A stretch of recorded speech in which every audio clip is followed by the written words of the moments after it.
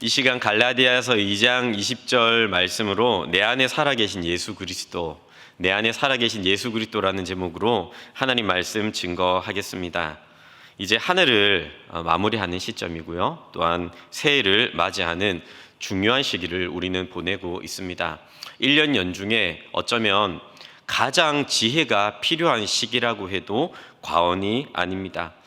우리는 연초를 한번 생각해 봅니다. 올 한 해가 시작될 때 저와 여러분은 굳은 결단 한 가지를 공통적으로 같이 내리셨을 텐데 무엇이냐면 올해만큼은 신앙을 회복해 보겠노라고, 주님 안에서 좀 더 능력 있고 열매 있는 삶을 살아가기를 원한다라고 굳게 다짐을 했는데 뒤돌아보면 저도 그렇고 여러분들도 그렇고 아마 아쉬움이 많이 남으셨을 것입니다. 1년 한 해를 돌아보면서 우리 안에 있었던 약함을 발견하는 시간도 분명히 있으셨을 것이고, 내 안에 있는 추함을 보게 되었을 것이고, 또 우리 안에 있었던 이 교만함을 우리가 마주하며 바라보게 되었던 순간들도 있었기 때문입니다. 그렇게 한 해가 지나갔는데 내 안에 열매가 없어 보이고 나는 참 무능한 그리스도인이라고 자책하는 마음조차 들기도 합니다. 모든 그리스도인들은 다 이런 소망이 있습니다. 내게 주어진 이 인생을 믿음으로 좀 멋지게 살아서 능력 있게 열매 맺으며 살기를 간절히 바라죠. 그리고 그렇게 살았던 사람들을 보면서 우리는 동경도 하게 되고 그 비결이 궁금해지기도 합니다. 능력의 종이 한 명 있었습니다. 기도로 2,000명의 고아들을 돌보았고 1만 개의 고아원을 도왔던 조지 뮬러 목사님입니다. 그분에게 사람들은 그분의 은퇴 시기에 이런 질문을 하였습니다. 어떻게 목사님은 그렇게 능력 있는 삶을 사실 수 있었습니까? 한 사람이 한 일이라고는 너무나도 커다란 보이는데 어쩜 그렇게 능력 있는 삶을 살 수 있었습니까? 그 비결이 무엇입니까? 라고 질문을 하였습니다. 그때 조지 뮬러는 이렇게 대답했습니다. 능력이라니요, 저에게는 죽음만이 있었습니다. 저는 어떤 날에 죽었습니다. 조지 뮬러에 대해서 죽었고, 세상에 대해서 죽었고, 친구들의 칭찬에 대해서 죽었고, 책망에 대해서도 죽었습니다 라고 대답을 하였다고 합니다. 자아의 죽음이 열매 맺는 삶의 비결이었노라고 가르쳐 주었습니다. 10여 년 전이었습니다. 제가 부산에서 사역할 때에 지금은 은퇴하신 담임 목사님이 교육자들에게, 그리고 또 중직자들에게, 모든 성도들에게 끊임없이 강조했던 목회 철학이 하나 있었습니다. 아사교회생, 아생교회사입니다. 내가 죽으면 교회가 살고 내가 살면 교회가 죽는다는 것입니다. 이것을 교육자들에게나 중직자들에게나 모든 성도들에게나 끊임없이 강조했습니다. 그런데 이 말은 사실 교회에만 해당되는 말이 아닙니다. 가정에도 해당이 되죠. 내가 살면 가정이 죽습니다. 그러나 내가 죽으면 가정은 살아납니다.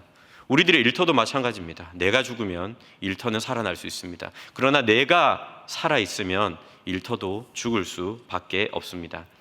예수님께서는 요한복음 12장 24절에서 이렇게 말씀하셨습니다. 한 알의 밀이 있는데 이 밀이 땅에 떨어져서 죽으면 열매를 많이 맺는다라고. 이 밀이 가만히 있는 것이 아니라 죽으면 열매를 맺는다라고 분명히 가르쳐 주셨습니다. 그러니 우리들의 삶에 열매가 없고, 그래서 우리가 무능한 것처럼 느껴질 때 그 이유는 우리가 노력이 부족하다거나 우리가 그런 삶을 꿈꾸지 않아서가 아니라 우리가 죽음에 실패했기 때문입니다. 여전히 내 자아가 살아있어서 우리로 하여금 이 열매 맺는 삶을 가로막고 있다는 사실입니다. 그런데 우리가 읽었던 이 본문에 등장하는 갈라디아 교회에도 비슷한 문제가 있었습니다. 사도 바울은 1차 전도 여행을 통해서 갈라디아 지방 곳곳에서 복음을 전했고 교회를 세우게 되었습니다. 그는 복음을 전할 때 오직 믿음으로 구원을 받는다라는 은혜의 복음을 전했습니다. 이로 말미암아서 많은 회심자들이 생겨나게 되었고, 이 회심자들은 곧 헌신자가 되었습니다. 그래서 이 헌신자들은 교회를 도왔고 사도 바울을 정말 열심히 도왔습니다. 그런데 이 갈라디아 교회에 거짓 선생들이 들어오기 시작했습니다. 그리고 그들은 교회 안에 다른 복음을 전했습니다. 바울은 그것이 갈라디아서 1장 6절과 9절 말씀을 보면 저주받을 행동이라면서 강력하게 격한 단어로 경고를 합니다. 거짓 선생들은 오직 은혜로, 오직 믿음으로 구원을 받는 것이 아니라 구약의 율법을 같이 지켜야만 한다라고 가르쳤습니다. 그런데 많은 성도들이 이 거짓 복음에 미혹되었습니다. 그런데 이것을 가만히 살펴보면요, 이것은 단순한 교리의 문제를 넘어서 내면에 있는 자아의 문제라는 사실을 우리는 발견할 수 있습니다. 유대 지역에 있었던 열성적인 유대인들이 있었습니다. 그들의 가족이었을 수도 있고요, 그들과 너무나도 끈끈한 관계에 있는 이웃이었을 수도 있습니다. 그런데 그들은 그리스도인으로서 개종하는 것을 보면서 강력하게 박해를 했습니다. 그런 박해를 피하는 방법이기도 했고, 또 유대인들은 어떻습니까? 이방인들을 그들보다 하등한 존재라고 여겼습니다. 이방인들과 유대인 사이에서 같은 그리스도인이라고 할지라도 우월함을 가지려고 하는 이 유대인들의 교만함의 문제이기도 했습니다. 그 내면에는 자아의 문제가 분명히 도사리고 있었죠. 그런 이들에게 사도 바울은 이렇게 호소합니다. 갈라디아서 3장 3절 말씀인데요, 우리 한번 같이 읽도록 하겠습니다. 시작. 너희가 이같이 어리석으냐? 성령으로 시작하였다가 이제는 육체로 마치겠네. 성령으로 말미암아 믿음으로 그 은혜의 복음을 받아들였는데 왜 이제는 육체로 마무리 지으려고 하느냐라고 안타까운 마음에 호소를 하고 있는 것입니다. 저와 여러분의 삶을 되돌아봅니다. 우리는 어떻습니까? 우리는 그리스도의 복음을 은혜로 받아들였습니다. 성령 안에서 믿음으로 받아들였습니다. 그런데 오늘날 우리는 성령을 의지하여 살아갑니까? 육체를 의지하며 살아갑니까? 갈라디아 교인들의 실수를 우리는 똑같이 반복하지 말아야겠습니다. 성령으로 시작하였다면 우리는 성령으로 열매 맺어야 하겠습니다. 그런데 이와 비슷한 신뢰로 사도 바울은 안디옥에서 베드로의 외식을 책망했던 사건을 이야기하고 있습니다. 베드로는 이방인과 식사를 하다가 이 열성적인 유대인들을 두려워하여서 그 자리를 피해버리고 말았습니다. 사도 바울은 그것이 매우 잘못된 행동이라면서 베드로를 공적으로 책망하게 됩니다. 바울은 본문에서 이 문제를 지적하면서 오늘 본문 2장 20절 말씀에 자신의 신앙을 고백합니다. 크게는 두 가지입니다. 내 자아는 십자가에 못 박혀 죽었다라는 사실과, 그런데 내 안에 이제 더 이상 내가 살아있는 것이 아니라 예수 그리스도께서 살아 계신다라는 사실을 고백하고 있습니다. 이것은 비단 사도 바울의 고백만이 아닙니다. 예수를 믿고 예수를 주로 모시는 모든 그리스도인들이 붙들고 살아가야 할 너무나도 중요한 생활 원리입니다. 오늘 본문의 말씀을 통해서 이 두 가지 생활 원리를 함께 살펴보고자 합니다. 첫 번째로 자아의 죽음입니다. 먼저 우리는 자아의 죽음에 대해서 살펴보도록 하겠습니다. 앞서 예수님의 말씀처럼 우리의 자아가 죽으면은요, 하늘에 미리 떨어져서 죽으면요, 많은 열매를 맺습니다. 그러나 자아가 죽지 않으면 일어나는 여러 가지 일들이 있습니다. 구약 성경을 읽어보면 이스라엘 백성들은 자주 타락했는데 그 중에서 역사상 가장 타락했던 시기가 바로 사사시대였습니다. 그런데 사사기의 마지막 말씀인 21장 25절 말씀을 읽어보면 이 사사시대를 이렇게 총평하고 결론 짓습니다. 우리 한번 같이 읽겠습니다. 시작. 그때에 이스라엘에 왕이 없으므로 사람이 각기 자기의 소견에 옳은 대로 행하였더라. 신앙적으로도 타락하였고 윤리적으로도 타락했던 이 사사시대의 문제점은 무엇이었습니까? 시대가 바뀌었다, 오염되었다, 젊은 사람들이 신앙이 약하다, 이런 문제가 아닙니다. 그들에게 왕이 없었던 겁니다. 왕이 없는 이스라엘에 가득했던 것이 있습니다. 그것은 바로 다양한 종류의 우상이었습니다. 우리도 마찬가지입니다. 우리가 만일 이 죽지 않은 자아를 붙들고 살아간다면 우리는 끊임없이 우상을 만들어내는 공장처럼 수많은 우상들을 우리들의 내면 속에서 만들어내게 될 것입니다. 우상이란 딴 게 아닙니다. 인간의 탐심을 투영하는 존재이기 때문에 이 우상에게는 아무런 능력도 없습니다. 인격적인 교제인 사랑이 있을 수가 없습니다. 그들 안에는 질서가 있을 수 없습니다. 무엇보다도 이 우상 안에는 하나님을 닮은 거룩이 전혀 없습니다. 내 안에 있는 우상의 문제를 해결하기 위해서는 어떻게 해야 되겠습니까? 내 안에 있는 우상을 하나씩 하나씩 발견해서 그것을 하나씩 하나씩 깨트리는 것은 본질적인 해결 방법이 될 수는 없습니다. 본질적인 해결 방법은 무엇입니까? 예수님을 내 인생의 왕자에 다시 앉혀 드려야만 합니다. 여기서 우리는 중요한 질문 한 가지를 우리 자신 스스로에게 던질 필요가 있습니다. 우리에게 예수님은 어떤 존재인가라는 것입니다.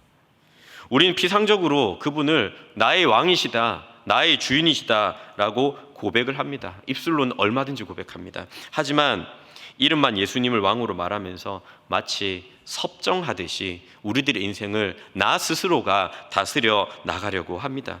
그분을 주인으로 모시기보다는 그분을 손님처럼 대하며 살아갑니다. 때로는 우리가 그분을 손님처럼 대해서 문 밖에 계신 예수님께서 우리들의 마음을 두드리며 노크하시며 찾아오시려 하실 때에도 그 문을 굳게 잠그고 열지 않으며 살아가는 것이 우리들의 삶은 아닙니까? 누가복음 10장 말씀을 보면 여기에 등장하는 마르다와 마리아 자매 이야기를 잘 아실 겁니다. 이 말씀의 요지는 그냥 우리가 단순하게 피상적으로 아는 것처럼 말씀을 듣느냐 봉사를 하느냐, 무엇이 그 둘 중에 중요하냐, 이런 문제가 아닙니다. 사실 이 본문을 가만히 살펴보면 중요한 문제는 예수님을 어떻게 대하는가, 예수님을 무엇으로 대하는가의 문제입니다. 마르다는 그녀가 그 집안의 주인이 되어서 예수님을 손님으로 대했습니다. 열심히 최선을 다해서 수고하며 음식을 준비했지만 그녀에게 있어서 예수님은 좋은 훌륭한 손님일 뿐이었습니다. 그러나 마리아는 어땠습니까? 예수님의 발치 앞에서 무릎 꿇고 앉아 그분의 말씀을 듣습니다. 마리아에게 있어서 예수님은 손님이 아니라 주인이었기 때문입니다. 우리에게도 똑같은 질문이 필요합니다. 내 삶에서 예수님은 주인이십니까? 손님이십니까? 내 인생의 왕자에 앉으셔서 내 인생을 다스리시는 분이십니까? 아니면 정말 우리가 인생이 꼬이고 막힐 때만 찾는 손님이신가요? 이건 너무나도 중요한 질문입니다. 여러분, 한 집에 두 주인은 절대로 존재할 수 없습니다. 한 나라에 두 명의 왕은 양립할 수가 없습니다. 자아라고 하는 거, 그거 다른 것 아닙니다. 내가 왕이 되려고 하는 모든 시도와 몸부림이 바로 자아인 것입니다. 그런데 사도 바울은 본문에서 뭐라고 고백합니까? 내가 그리스도와 함께 십자가에 못 박혔나니라고 고백을 합니다. 이 표현은 현재 완료 시제로 기록되었는데 과거의 사건이 지금도 계속해서 영향을 미치고 있음을 뜻합니다. 그저 단 한 번 예수님을 영접하고 내가 십자가에 못 박혔다라고 고백하고 끝나는 것이 아니라 지금도 여전히 나는 예수님과 함께 이 십자가에 못 박힌 상태가 유지되고 있다는 것입니다. 그래서 이 고린도전서 15장 31절 말씀을 보면 다른 방식으로 이렇게 고백하고 표현합니다. 형제들아, 내가 그리스도 예수 우리 주 안에서 가진 바 너희에 대한 나의 자랑을 두고 단언하노니 나는 날마다 죽노라 라고요. 매일 예수님과 함께 내 자아를 십자가에 못 박힌 상태로 유지하며 살았던 것입니다. 여러분, 신앙의 본질은 예수님을 따라가는 것입니다. 제자도에 관한 많은 책들이 있습니다. 오늘날에도 많은 책들이 쏟아지고 있고요. 예전부터 제자도에 관련한 많은 책들이 있었습니다. 그런데 모든 제자도에 관한 책들에서 공통적으로 주는 메시지가 바로 그것이죠. 신앙의 본질은 예수님을 따라가는 것이라고. 그런데 예수님은 어떻게 사셨습니까? 사실 예수님께서는 십자가에서 운명하시기 전부터 이미 당신을 죽은 자처럼 여기며 살아가셨습니다. 40일을 광야에서 줄이신 이후에 사탄이 유혹합니다. 그러나 그 사탄의 유혹 앞에서 예수님께서는 흔들리지 않으셨습니다. 살아있는 사람이라면 당연히 흔들리는 문제이지만 예수님은 죽은 자처럼 흔들리지 않으셨습니다. 또한 예수님께서 공생의 사역을 담당하실 때 예수님을 미워하고 예수님을 공격하는 많은 종교자들 앞에서 그들에게 자기를 증명하거나 오해를 풀어보려고 억지로 노력하지 않으셨습니다. 이미 죽은 자처럼 말이죠. 로마 군사들에게 무기력하게 잡히십니다. 채찍과 조롱의 수모를 그저 고스란히 견디셨습니다. 이미 죽은 자처럼. 십자가 위에서도 12군단의 천사를 더 불러오실 수 있었지만 이미 죽은 자처럼 그 십자가를 견디셨습니다. 하지만 이런 이야기를 듣는 우리들에게는 부담감 그리고 두려움이 생겨납니다. 나는 예수님도 아니고 나는 사도 바울도 아닙니다. 그리고 말이 자아를 죽이는 일, 자아의 죽음이라고 이야기를 하지 그것은 불가능하다고 생각합니다. 그래서 죽기를 싫어합니다. 자아를 죽이면 마치 나라는 존재가 사라지게 될 것만 같고 나의 개성은 희석될 것만 같고 내 행복은 물거품이 되고 나는 불행해질 것이라는 생각도 하게 됩니다. 그런데 무엇보다도 우리가 죽지 못하는 이유가 있습니다. 그것은 우리의 자아의 죽음이 끝이라고 생각하기 때문입니다. 내 자아가 죽으면 나는 끝난다라고 생각하기 때문입니다. 그러나 자아의 죽음은 끝이 아닙니다. 그것이야말로 진정한 시작입니다. 두 번째로 오늘 본문의 말씀은 내 안에 살아계신 예수 그리스도에 대해서 말씀을 하고 있습니다. 여러분, 죽은 사람은 어떻습니까? 죽은 사람은요 절대 긴장하지 않습니다. 이미 죽었는데 인생의 어떤 일에 대해서 우리가 긴장하고 힘이 들어갈 필요가 있겠습니까? 또 죽은 사람은요 요구사항이 없습니다. 이미 죽었거든요. 누구도 정죄할 수 없습니다. 어떤 사람도 심판할 수 없습니다. 이미 죽었기 때문입니다. 그리고 무엇보다도 우리의 자아가 죽을 때에만 비로소 일어나는 일이 있습니다. 고린도서 4장 10절 말씀인데요, 우리 함께 읽도록 하겠습니다. 시작. 우리가 항상 예수의 죽음을 몸에 짊어짐은 예수의 생명이 또한 우리 몸에 나타나게 하려 함이라. 자아가 죽지 않으면 숱한 우상들이 생긴다라고 말씀을 드렸죠. 그런데 자아가 죽으면 무엇이 나타납니까? 예수님의 생명이 우리 안에 나타난다는 것입니다. 예수님이 생명이 나타날 때 우리는 진정한 평안을 얻습니다. 진정한 안식을 얻습니다. 진정한 자유를 얻습니다. 진정한 기쁨을 누릴 수 있는 것입니다. 그래서 사도 바울은 오직 내 안에 그리스도께서 사시는 것이다 라고 고백을 합니다. 자아가 죽은 사람은요 더 이상 내가 사는 것이 아니라 예수님께서 내 안에 살아계신다라는 확신을 갖습니다. 여러분 확신하십니까? 내 안에 예수 그리스도께서 살아 계신다라는 사실. 그저 뜬구름 잡는 소리처럼 느껴지고 때로는 맨날 그게 똑같은 말이지 하며 느껴지지만, 여러분 내 안에 예수 그리스도께서 살아 계시다라는 사실을 믿고 확신하는 사람은요 두려움이 없습니다. 머뭇거림도 없습니다. 그리고 그 안에는 우울함도 없습니다. 왜 그렇습니까? 예수님이 살아 계시기 때문입니다. 그분의 생명이 내 안에 있기 때문입니다. 그렇다면 내 안에 살아계신 예수 그리스도께서 살아계셔서 내 안에서 하시는 일은 무엇입니까? 먼저는 예수님 당신을 닮아가게 하십니다.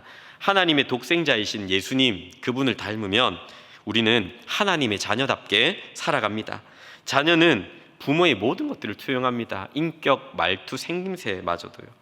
그리스도인은 하나님의 형상을 나타냅니다. 그렇다면 하나님의 자녀로서 예수님을 닮은 사람들의 실제적인 삶의 모습은 어떻게 드러납니까?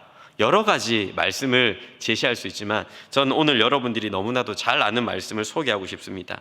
데살로니가전서 5장 16절에서 18절 말씀입니다. 항상 기뻐하라, 쉬지 말고 기도하라, 범사에 감사하라. 이것이 그리스도 예수 안에서 너희를 향하신 하나님의 뜻이니라. 우리 하나님 어떤 분이십니까? 우리가 믿는 하나님은, 우리가 아버지라고 고백하는 그분은 절대로 불행한 분이 아닙니다. 그분의 1번 정서는 기쁨입니다. 하나님은 기뻐하시는 분입니다. 우리가 함께할 때 기뻐하시고, 우리와 동역할 때 기뻐하시고, 우리가 그분을 찾을 때 너무나도 행복해 하시는 분이 바로 우리가 믿는 성부 하나님이십니다. 그러므로 뭐라고 말씀하십니까? 하나님의 뜻이 바로 우리가 기뻐하는 것, 우리가 주 안에서 기뻐하는 것이라는 것입니다. 또한 하나님은 관계 맺고 교제하기를 즐겨 하시는 분입니다. 그래서 쉬지 말고 기도하라 말씀합니다. 또한 하나님께서는 완전하신 분이십니다. 우리들의 인생이 모자란 것 같고 불완전한 것 같지만 그렇지 않습니다. 우리 안에 계신 하나님의 계획은 완성될 것이고 그리스도 예수 안에서 온전해질 것입니다. 그러므로 우리가 할 수 있는 믿음의 고백은 무엇입니까? 원망하고 불안해하고 불평하는 것이 아니라 감사하는 것입니다. 주님께서 이루셨고 주님께서 완성하실 것이고 주님의 계획은 완벽하게 성취될 것이라는 믿음으로 감사하는 것입니다. 그런즉 여러분, 우리는 감사할 때 몇 퍼센트 감사해야 되겠습니까? 오전 예배 때 질문을 하니까 어떤 분이 70% 정도요 라고 대답을 하시는데, 아닙니다. 100% 감사해야 됩니다. 이미 하나님께서 베풀어 주신 것을 우리가 인지하고 알고 있는 것에 대해서도 감사해야 되겠지만, 지금 베풀고 계시는 그 은혜, 앞으로도 베푸실 그 은혜 우리가 기억하며 100% 하나님 완전하십니다. 그러므로 우리는 100% 감사드립니다라고 고백할 수 있어야겠습니다. 2023년도를 우리가 되돌아보면서도 마찬가지입니다. 여전히 우리 안에 긴장감이 있고 나의 연약함을 발견하게 되겠지만, 그럼에도 불구하고 올 한 해를 되돌아볼 때 우리는 몇 퍼센트요? 100%를 감사해 드려야 합니다. 그렇게 감사가 넘쳐 흐를 때, 기쁨과 기도와 감사가 우리 안에 충만할 때 어떻습니까? 우리는 하나님을 닮은 모습으로, 예수님을 닮은 모습으로 살아가게 되는 것입니다. 또 한 가지, 내 안에 살아계신 예수 그리스도께서 우리를 통하여 하시는 일은 무엇입니까? 우리를 통해 하나님 당신의 나라를 세워 가십니다. 하나님은 그저 우리를 철부지 아기로만 대하시는 것이 아니라 당신의 나라를 함께 세워나갈 동력자로 부르십니다. 우리들의 부족한 손과 발을 사용하셔서 우리들의 가정과 교회와 직장에서 당신의 영광을 나타내게 하십니다. 이 일에 모든 그리스도인들은 부름을 받았고 많은 그리스도인들이 순종하고 있습니다. 또한 주님의 몸된 교회를 위하여서 굳이 당하지 않아도 되는 고난을 당하면서까지 많은 수고를 하는 분들이 정말 많이 계십니다.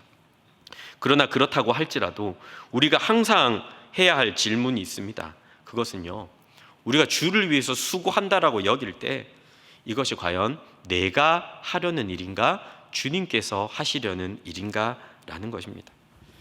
이 빌립보 교회에는 유오디아와 순두계라는 충성스러운 여성 지도자들이 있었습니다. 하지만 두 여인은 열심히 너무 지나쳤는지 분열을 일으켰던 것으로 보입니다. 그래서 바울은 그녀들에게 이렇게 권면합니다. 내가 유오디아를 권하고 순두계를 권하노니 주 안에서 같은 마음을 품으라고요. 열심은 좋은 것이지만 그것이 나의 자아에서 비롯된 열심이라면 그건 좋은 게 아닙니다. 잘 되면 자기 자랑에 빠질 것이고 잘 못 되면 낙심에 빠질 것입니다. 그리고 또 한 가지 문제는 내 자아가 다른 사람의 자아와 마주칠 때 분명히 마찰을 일으킵니다. 앞서 설명드렸듯 한 집에 두 주인이 있을 수 없고 한 나라의 두 왕이 양립할 수 없는 것처럼 자아와 자아가 만나면 반드시 갈등은 일어나게 됩니다. 그래서 사도 바울이 무엇이라 얘기합니까? 주 안에서 같은 마음을 품으라. 같은 왕을 모셔야 된다라고 말하는 겁니다. 내 안에 그리스도께서 살아계시다는 사실을 아는 사람은 무엇에 집중합니까? 주님께서 하시려는 일에 집중합니다. 그래서 먼저 그의 나라와 의를 구합니다. 내가 하려는 이 모든 일들 여러분 분명히 실패할 것입니다. 그러나 주님께서 시키시는 일들은 결코 실패가 없습니다. 그러니 우리들의 신앙은, 우리들의 삶의 방향은 내가 죽고 예수님이 사셔야만 합니다. 그런즉 내 감정에 충실해지기보다 우리는 주님의 마음을 품기 위해 노력해야 됩니다. 내 목소리를 높이기보다 주님의 음성 들어야 합니다. 내 방법을 내려놓고 주님께 순종하며 나아가야 합니다. 한 해를 마무리하고 새해를 마주하려는 이 시점에 우리는 생각해야 합니다. 주님께서 나를 통하여 하시려는 일이 무엇일지를 분별해야 합니다. 여러분들은 2019년도 봄에 어떤 일이 일어나셨습니까? 저는 2019년도 봄을 뚜렷하게 기억하고 있습니다.